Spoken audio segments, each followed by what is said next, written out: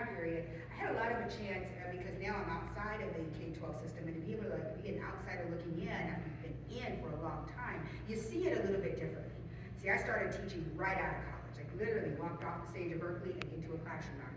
It was like, because for those of you who may be newer to this, the teacher shortage is not new. It's been here since, I don't know, since Jesus was there. I'm convinced, like, we always have teacher shortage, right?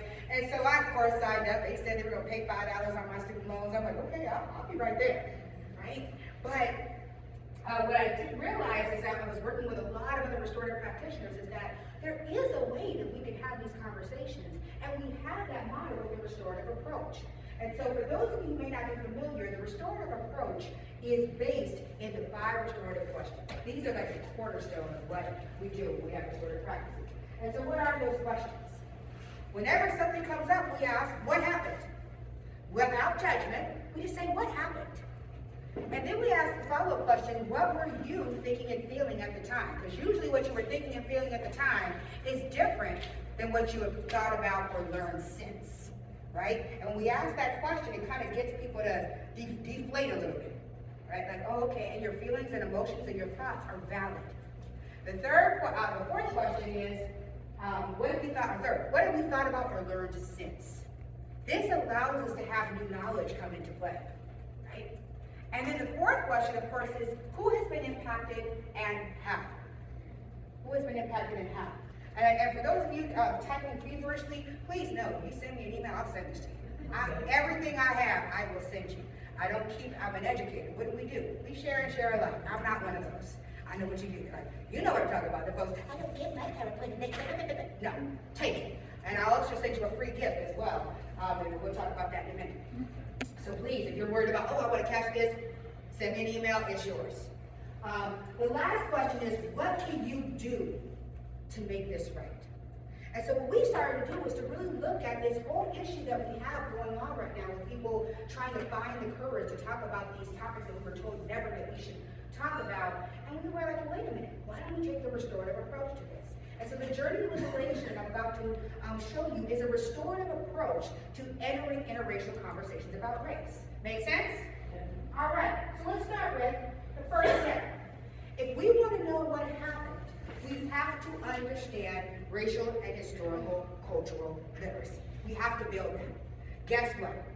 Winston Churchill reminded us, and I know he said it after somebody else said it, but he's credited with saying, history is told by the victors. Marry them. History is told by the victors, which means that if you won, your story is told. If you didn't win, your story gets lost. And oftentimes when we look at history, we can tell exactly who won and who didn't. Well, nowadays, see, the world is changing because the people who lost didn't disappear. They didn't just go off into oblivion.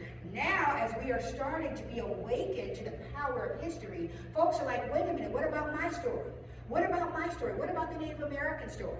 What about the true African American story? I mean, I was amazed last year, I don't know about you, I was amazed at how many people did not know about the Tulsa Race Massacre. Like, how do you mean, what you mean to know? I know we have been talking about it, and I have known about it for years. My grandmother told me probably when I was maybe 3, 4, didn't really understand it. But it was always in the context of, be careful, watch out, this is what happened, right? But imagine folks that just felt so neat. Think about all these epiphanies that happen for folks. First of all, we see George Floyd murdered right before our eyes, so our ideas of like the police being perfect and, you know, folks making up racism, gone, right? And then we start finding out about all these things that have happened in history that nobody told me about. And that's a gut punch, left and right and left and right. And then we go to, and then you have this whole CRT thing that came up, and people are like, what about critical race theory? It's like, honey, can't spell critical race theory, please. Right? It's like, you can't even spell it, much less do you even understand what it is, honestly. But it's incited in people this feeling and this rage, right? Because they want to know what happened. But we're oftentimes scared of what happened because the story is often told in a way that says, you're bad and I'm good.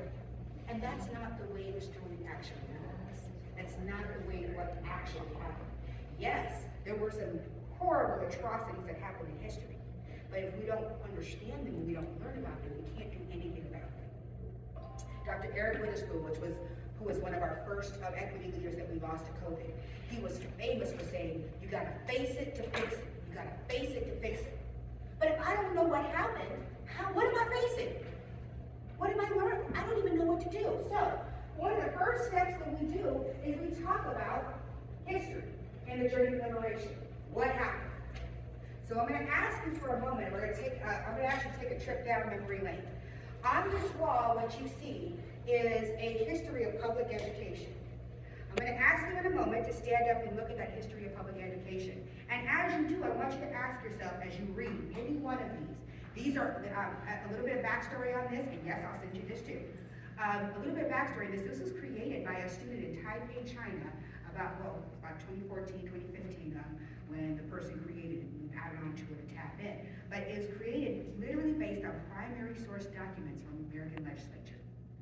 All of this is documented in our government's history. So this is not Shelley's opinion. Shelley didn't put this together. This was put together by someone outside of our country looking in at what we've done over time. And so as you look at each of these, I want you to think about one question. Who are we talking about? Who is included in our education and who is being excluded? Who is being included and who is being excluded? You ready? All right, go ahead and stand up. I'm gonna give you about 5 minutes. You can just pick a few.